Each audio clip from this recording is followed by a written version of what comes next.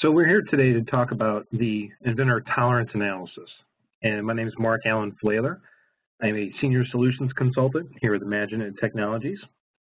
And let's kind of start off with what we're going to have as our agenda today.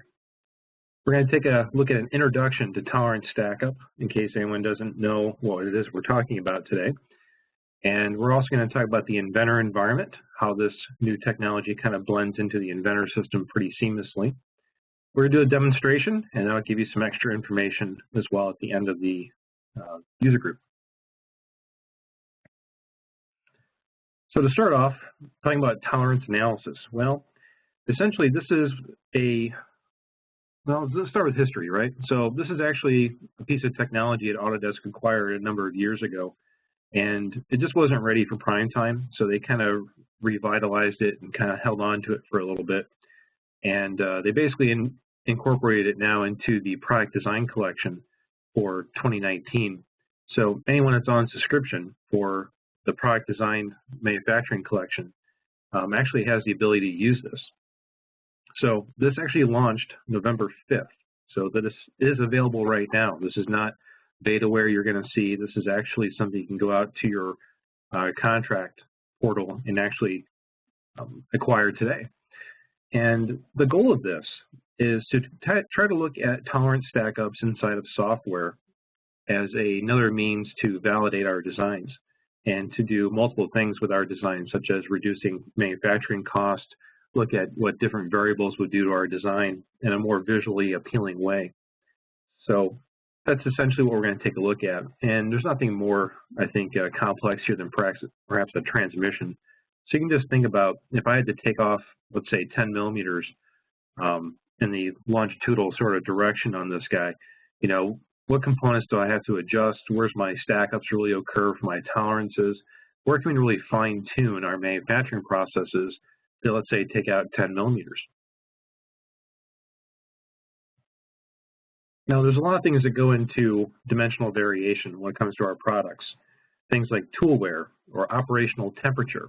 Even component deflection and machine precision can all affect how our tolerances are stacking up. And we want to make sure we can understand those factors going into our designs, as well as understand just dimensionally what our minimum and maximums are. So we're going to basically see how Inventor's toolset can help us with that. Now, as far as controlling manufacturing costs go, obviously, as things get more advanced through your manufacturing processes, your costs are going to go up. So these kind of look like wooden nickels here, but I think they're more like threaded rods. But as you can see, our costs will go up with the more precise machining operations we have. I think we all know that. And we all know the difference between 3 and 4 place decimals and how much those things can cost. So ideally, we want to avoid having to do unnecessary machining or machining where it's not necessary, where our tolerance stack-up can allow us to, let's say, deviate in another area. So the advantages of looking at tolerance stack-ups, and a lot of people do these things today without software, is to help reduce the physical prototypes you're creating, to increase product performance, reduce your warranty issues that might come back off of things that are not within tolerance, which in turn will help you all reduce cost and create greater profitability. So what is traditionally done today for tolerance stack-ups? Well, when I first heard this technology coming out, I thought back to my college days as a mechanical engineer and said, you know what, I did those all by hand. And that was quite fun, but it's basically written down somewhere. It's not something that if I were to lose the piece of paper, or if I were to maybe carry a 1 on the wrong side of an equation, then I might run into problems. So typically, a lot of these hand calculations for stack-ups are done on paper and pencil. They can also be done through Excel spreadsheets. And people also do physical prototypes to actually look at their stack-ups too. But perhaps the least commonly done is through software applications. So I like to kind of equate this a little bit to the FEA type environment. And I do that just because I'm a pragmatic engineer. I trust software quite a bit, but I don't fully rely on it. I always like to do my FEA analysis inside the software to kind of get me in the ballpark, compare that with my hand calcs and see if I'm on the right page before I trust that experiment to keep moving forward.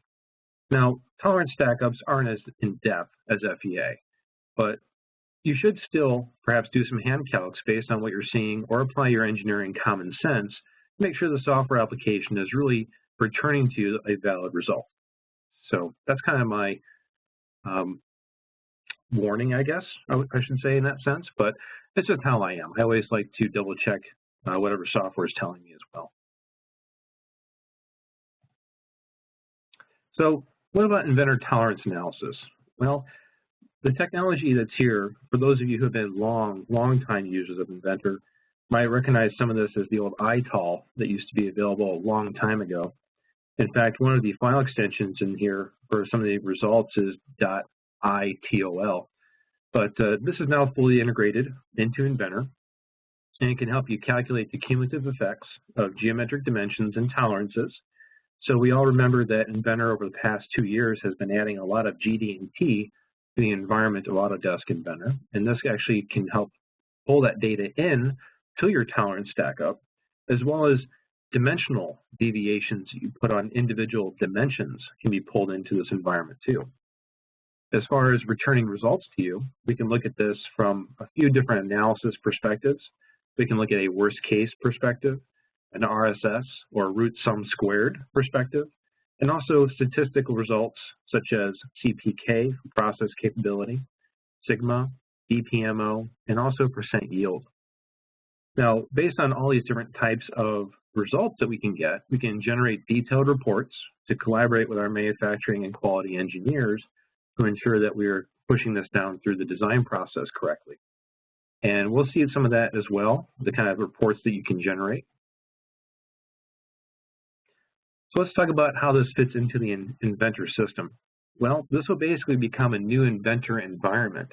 So on your Environments tab, you can click on Tolerance Analysis. As you can see, I have that highlighted there. This will give you one-dimensional tolerance analysis tools that will represent tolerances in a single linear direction. Now, I have seen it where I can go through and create a stack up that kind of does a one-dimensional tolerance stack up in somewhat multiple directions. And I'll kind of showcase that a little bit in the demonstration. But what we're looking at basically is a truly singular dimensional sort of take on this.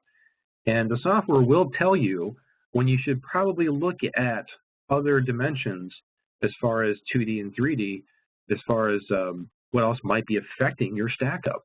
And I'll get to that as well.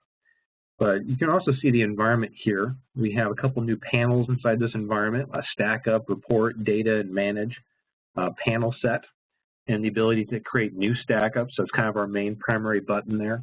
We can add additional features which weren't part of the initial stack up. And the areas in the report are more so for the communication of your design.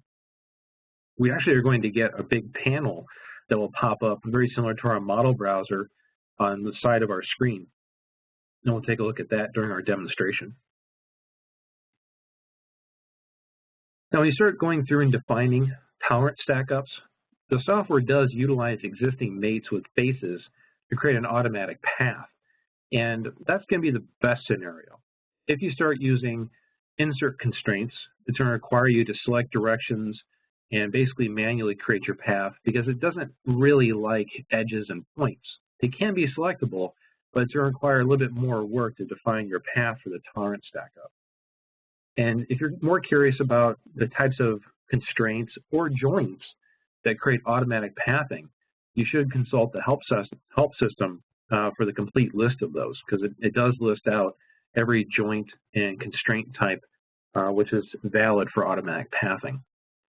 Now, this can also be performed on imported base solids, and we all know the problem with that. They will not have any constraints or joints on them.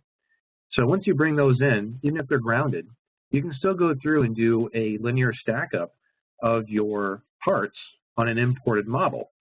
If you want to take the time and apply mates, sure, I guess you can do that, if you got nothing but time in the day.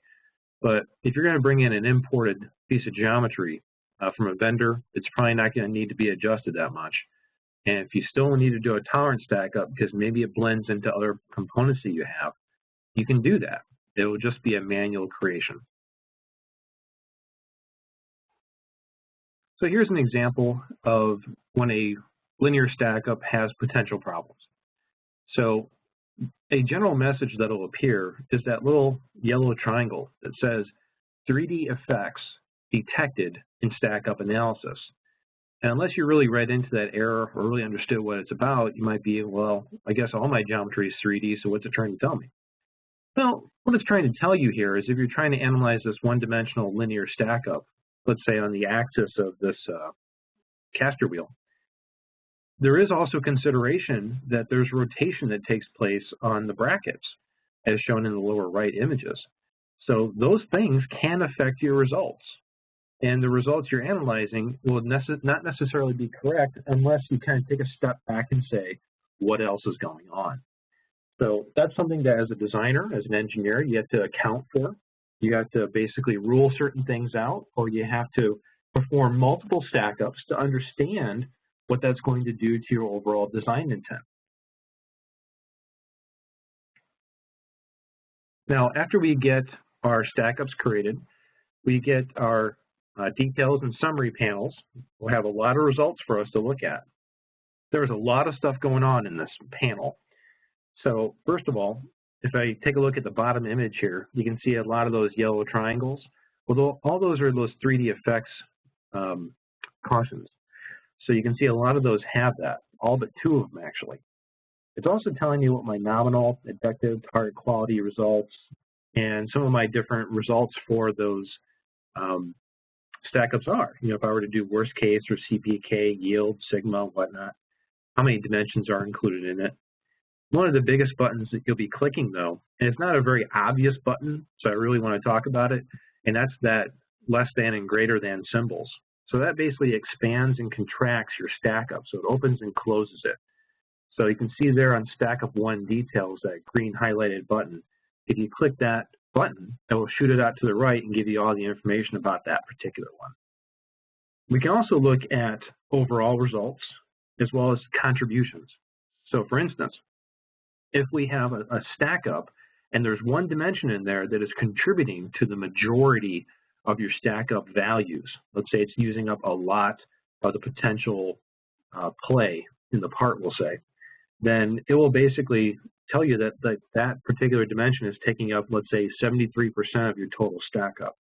And then you can really kind of maybe focus on that component or see where else you can adjust your design based on that result for that contribution. As far as generating reports go, there is some snapshot tools, and this is kind of nice. I kind of wish the FEA environment had this ability, where for each stack up that you do, you can actually take a unique snapshot that will then be shown to your quality control people or whoever else you're going to share your report with. So it's not just some randomly generated Inventor image. It's actually something that you can look at and make sense of. Reports will be saved as HTML, and the images will be saved as PNG images for that. And if you have multiple stack ups, like I had in the previous screen, each one of those will receive a table of contents link inside of the HTML report so you can very quickly get to your different stack ups to take a look at.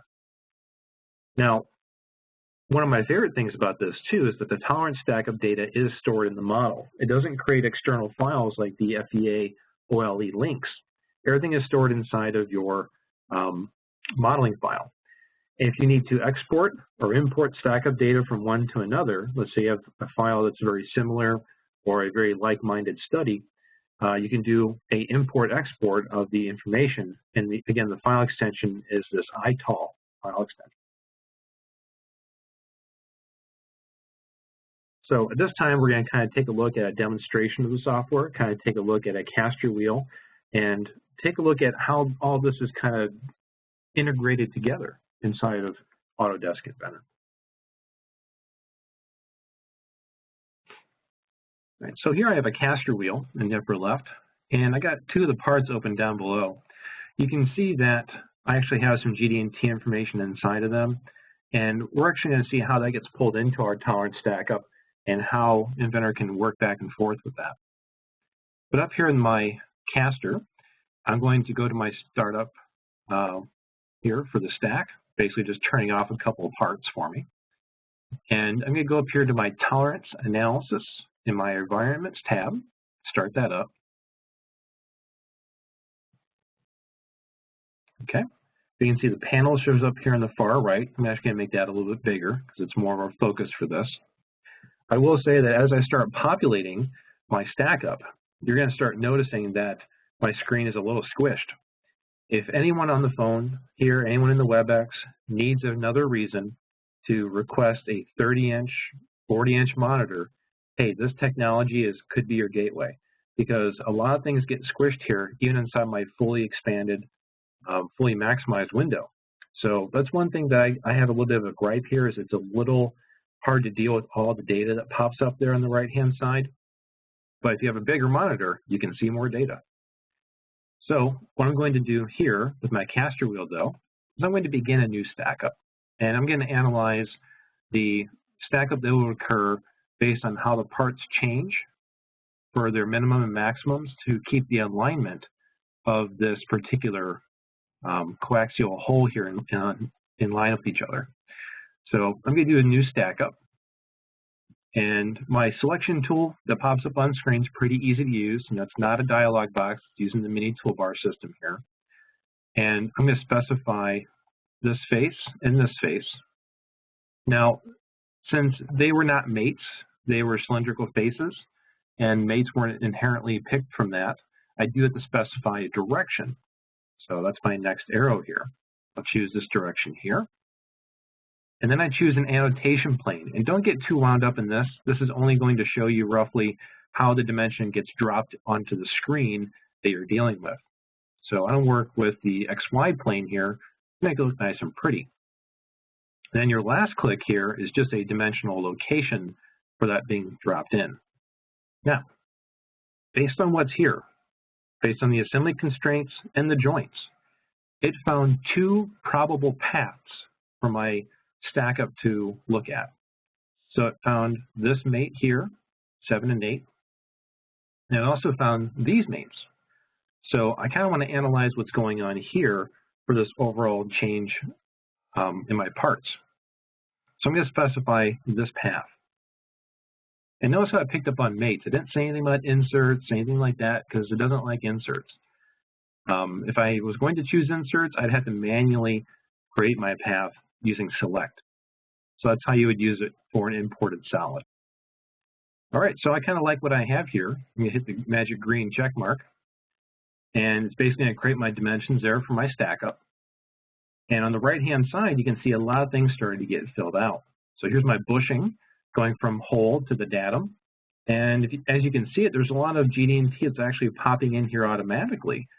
And this is essentially stuff that's coming from my models. Now, I also would incorporate what goes to the top face up here. So I want to include an additional feature that wasn't part of that initial routing or initial path. So I'm going to go up here and say Add Feature and pick on the top and select that. So I'm automatically going to add this to my tolerance stack up. Now, before I got in here, I probably should have showed you some of the settings that kind of feed this data in here. I mean, you're going to look over here and notice that my default tolerances for these dimensions are set at 0.1. Well, that's pretty generous. But if I look at my settings, you can see you can set your initial millimeter and inch default tolerances for linear size, geometric tolerances as well, and your default target quality, which can be changed at any time, and I'll show you how to do that, and your default statistical quality metric. Then down here you have some model options like your default CP, your annotation scale, and just some of the colors that you want to maybe change. You don't like blue and red. I like blue and red, they're default. I'm going to accept that. So I'll say OK. I should mention that as you change your settings after your stack up has been created, you have to restart this again. So you'd have to actually delete your stack up and rebuild it. So be aware of that. Just looking at the panel over here, you can see if I click with this little arrow, it kind of expands and contracts this stack up. And you can rename this if you want to right here. Okay. Now, down at the bottom, you can see that I have 3D effects detected in the stack-up analysis. So it tells me I got some issues that might exist here, which I kind of knew about. And I can also look at my contributions. So I can see that the support arm dimension 2 is taking up 40% of my overall stack-up as far as a contribution for the worst case. And I have the bushing here, that GD&T value, taking up 20%. So you can see it is pulling in not only dimensional value, but also GD&T value into this as well. I think this is one of the biggest reasons why Autodesk held off on releasing this, is they really wanted the GD&T functionality to be part of this tolerance system, which, as you know, over the past 2 years, they spent a lot of time and effort putting a lot of these GD&T pieces into the system. So I'm going to shoot back over here to results. And down here, I have some objectives. So, maybe my objective is to maintain 0.2. Okay, you can see when I change this, I get some dynamic results that pop up down there. Maybe I'll do 0.6 here for the objectives. Yeah. Over here at the bottom right, you can see there's a currently set objective to worst case. I can change this to RSS. I can change this to statistical, which I know there's 4 methods. But I'm going to keep it at worst case for now.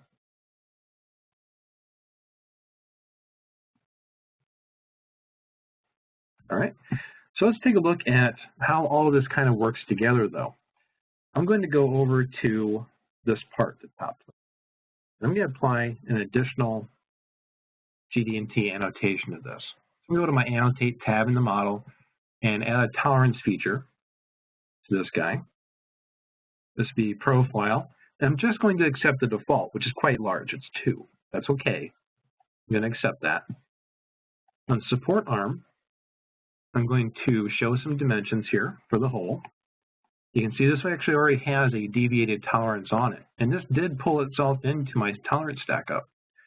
But what I'm also going to add to this is another annotation feature for the whole. And again, I'm going to leave it quite large for right now. Okay, I'm going to shoot back over to my finished assembly, and I'll let the stack up repopulate there. I want to point out that on the support arm, I now have that dimension 1. Let's see, where is it? That's the bushing. Support arm, there we go. So here's my 2 value, right? And as you can see, I can actually select in there and type something. So if I want to change this to 0.5, it's going to change that. And it's automatically going to update inside my model too. If I go up here to my top plate, that value is 2 as well, make that 0.5. And adjust that. You can also see my tolerance stack up is dynamically updating in that sense as well. So you get some really nice tight integration between these GD&T annotations as well as your dimensions that you have in your model.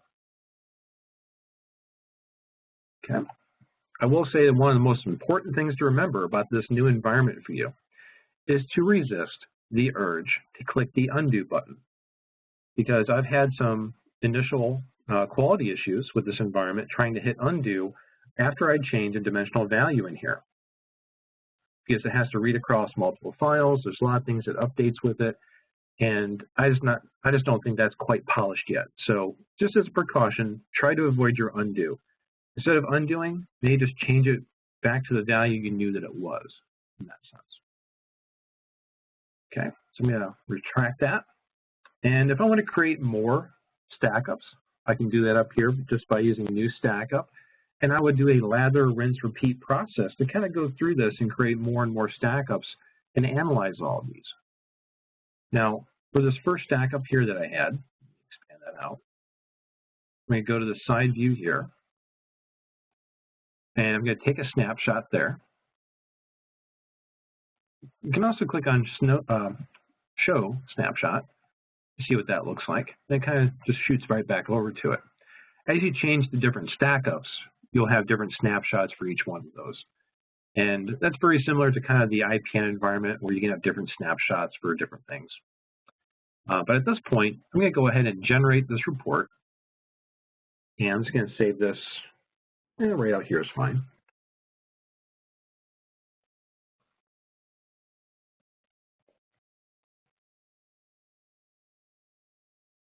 There we go.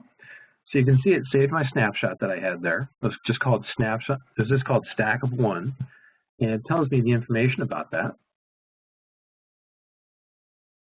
If I had multiple stack ups, they would appear here on this left-hand side that I can just easily click through.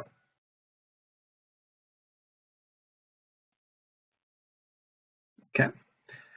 Now, as you know, ImagineIt does a lot of support, a lot of training, a lot of consulting based on technology that Autodesk adds to the system. And there's been a lot recently over the past couple months. You know, they added HSM, they've added nesting capabilities for sheet metal parts. Now we have these tolerance stack up in here.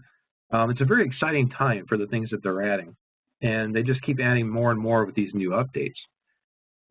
They added this one after Inventor 2019.2. Inventor 2019.3 is now out as well. So there's a lot of things to stay on top of. And if you want to try this out, again, it's fully capable to you if you have the product design collection. And you can also go through some free tutorials, which I'll show you back in the PowerPoint.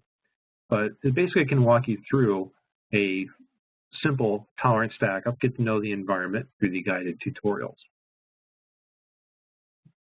I'm going to jump back over there. So the guided tutorial that you can use to run this is actually on the Getting Started tab. If you go to the tutorial gallery, if you click on Available Tutorials, a lot of people don't do that. They just look at installed ones because that's the default. But if you click on Available, you'll see the Define a Tolerance Stack Up. And basically you can install that and run through a nice quick little tolerance stack up with the shaft and these bearings and these clips on here. So, and just as a reminder again, try to avoid the undo button in your tolerance stack up environment.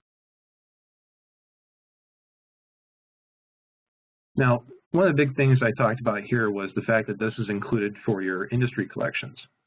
So, as a reminder, if you're still on the suites and you need to go over to the collections, it might be a good time if you're starting to find a lot of this technology that's been added over the past, I don't know, 18 months or so, and you want to take advantage of it. Things like the Nastran, things like the HSM, the nesting capability for sheet metal parts, and now this tolerance stack up. There's more and more reasons now to go to a collection to have all this licensing. I will say that if you are on suites, you cannot get tolerance analysis. It's only part of the collection. So keep that in mind, and you can ask your ImagineIt representative for more details about how to get over there. And there are some great current promotions going on right now that Autodesk wants us to make sure you're aware of, such as some favorable financing with your purchase through ImagineIt. Also the ability to subscribe to the product collection and get 25% off additional specialized tools for DM and visualization, as well as saving on your subscription. And a lot of these procedures up here, a lot of these offers are good into most of January. So definitely contact your ImagineIt representative if you would like more information about these things. So I've done a fair amount of talking there. So I'd kind of like to thank everybody for that attention, but I also want to open this up for some Q&A. And for that, I think we can go to our chat window, and we can also jump back over to the software if there's anything else you want to see or discuss.